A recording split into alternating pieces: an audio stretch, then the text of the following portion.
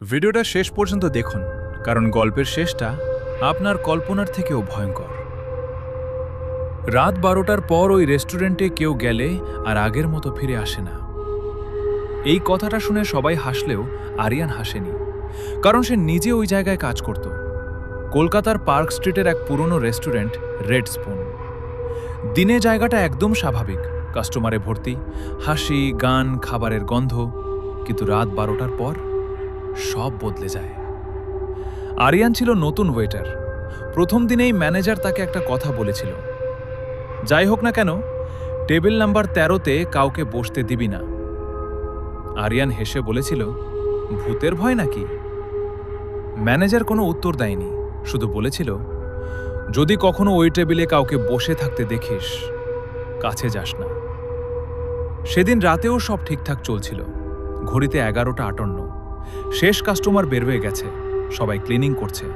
ঠিক তখন রেস্টুরেন্টের দরজার ঘন্টা বেজে ওঠে। আরিয়ান তাকিয়ে দেখে একটা লোক ধীরে ধীরে ভেতরে ঢুকছে। কালো কোট, ভেজা জুতো, মুখটা নিচু। লোকটা কোনো কথা না বলে গিয়ে বসে পড়ে টেবিল নাম্বার 13তে। আরিয়ানের বুক ধক করে ওঠে। সে দৌড়ে ম্যানেজারের কাছে যায়। স্যার, একজন বসেছে। ম্যানেজারের মুখ ফ্যাকাশে হয়ে যায়। ওর দিকে তাকাবি না। কেন? ম্যানেজার কাপা গলায় বলল, কারণ ও মানুষ না। হঠাৎ পুরো রেস্টুরেন্টের লাইট কয়েকবার জ্বলে নিভে ওঠে, তারপর সব শান্ত। কিন্তু সমস্যা হলো, লোকটা তখনও বসে আছে আর ধীরে ধীরে মাথা তুলছে।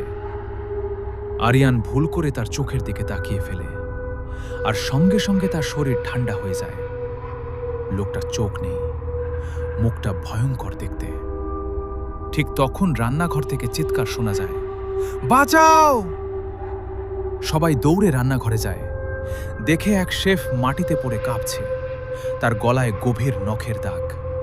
কিন্তু আশেপাশে কেউ নেই। হঠাৎ ফ্রিজের দরজা নিজে নিজে খুলে যায়।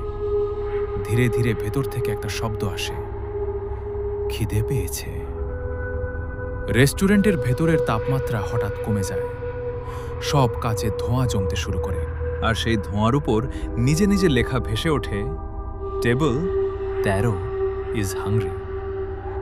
ম্যানেজার এবার কাঁদতে শুরু করে। সে বলল, আজ আবার শুরু হয়েছে। আরিয়ান চিৎকার করে বলল, কি শুরু হয়েছে? ম্যানেজার বলল, 5 বছর আগে এই রেস্টুরেন্টে একটা পরিবার খাবার খেতে এসেছিল।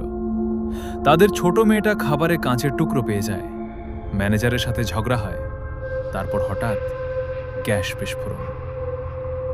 সে থেমে গেল, তার চোখে পানি।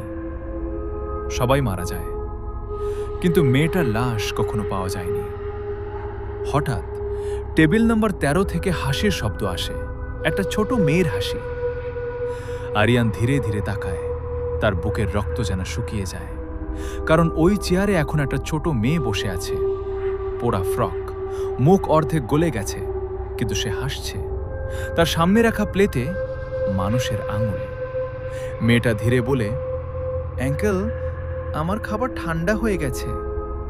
তারপর সে নিজের মাথাটা 180 ডিগ্রি ঘুরিয়ে ফেলে। হঠাৎ সব লাইট বন্ধ, পুরো রেস্টুরেন্ট অন্ধকার। শুধু রান্নাঘর থেকে ছুরি ঘষার শব্দ আর কারো হাঁটার শব্দ। আরিয়ান মোবাইলের ফ্ল্যাশ চালায়। আলোটা সামনে পড়তেই সে জমে যায়, কারণ পুরো রেস্টুরেন্ট ভরা পোড়া মানুষে। সবাই টেবিলে বসে আছে, কারো চোখ নেই, কারো মুখ গলে পড়ছে, কারো হাত নেই, আর সবাই একসাথে তাকিয়ে আছে আরিয়ানের দিকে। তারপর সবাই একসাথে বলল, লাস্ট অর্ডার। হঠাৎ টেবিল 13 মেয়েটা দৌড়ে আরিয়ানের সামনে এসে দাঁড়ায়। তার মুখ এখন একদম কাছে, পোড়া মাংসের গন্ধ বের হচ্ছে। সে ফিসফিস করে বলল, তুমি কি আমাদের সাথে ডিনার করবে? পরদিন সকালে পুলিশ রেস্টুরেন্টের দরজা খোলা অবস্থায় পায়। ভেতরে সব স্বাভাবিক, কিন্তু আরিয়ান আর কখনো পাওয়া যায়নি। শুধু টেবিল নাম্বার 13তে একটা নতুন নেমপ্লেট পাওয়া গিয়েছিল। সেখানে রক্ত দিয়ে লেখা ছিল, রিজার্ভড ফর আরিয়ান।